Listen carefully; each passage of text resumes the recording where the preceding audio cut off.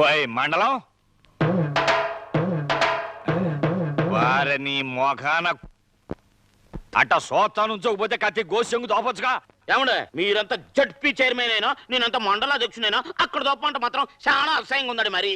ఏ నీకు అస్సలు పైకి వచ్చే పట్లే తెలియవయ్యా. మాలిష్ చేసేవాడిని మండలం లెవెల్కి తెచ్చానా? నా మాటిని గోసులు దోపడం నేర్చుకో, నిన్ను ఢిల్లీ లెవెల్కి తీసుకుపోతా. ఢిల్లీ తీసుకెళ్తానంటే ఎక్కడ దోపమంటే అక్కడ దోపుతానండి. ఓయ్ పొండివతే తొందరగా దెమిలు రాయే, అవతల శుభ్రత్వం చేలో కొత్త పంపు ఓపెనింగ్ పోవాలా. వస్తున్నానండి. ఎలా ఉంటారో వచ్చేయండి. నిన్ను రమ్మంది పడక గదిలో కాదే, పంపు చుట్టూ ఓపెనింగ్ కి. ఎట్టా ఉంటే అట్టా వచ్చామని మీరేగా అన్నారు. అన్నది నేను కాదే, ఇదిగో ఈ గబ్బిల మొహముడు. ఎవరైతే నాకేం గాని కొంచెం కూర్చుని దోపు.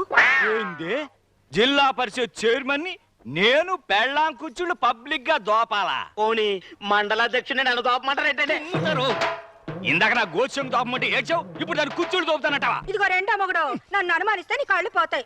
అబ్బా ఈ రెండో మొగుడా ఏంది ముందలోడు పక్కీదిలో ఉన్నట్టు ఇంటానికి చండాలంగా ఉంది. మొదటి మొగుడు వదిలేసి నీ దగ్గరికి వచ్చాగా, మరి నువ్వు నాకు రెండో మొగుడువేగా. ఏమండి అమ్మగారు చెప్పిన డీటెయిల్స్ బట్టి చూస్తే మొదటి మొగుడుతో ఇప్పుడు కాపురం చేసేట్టుగా లేదండి. అదా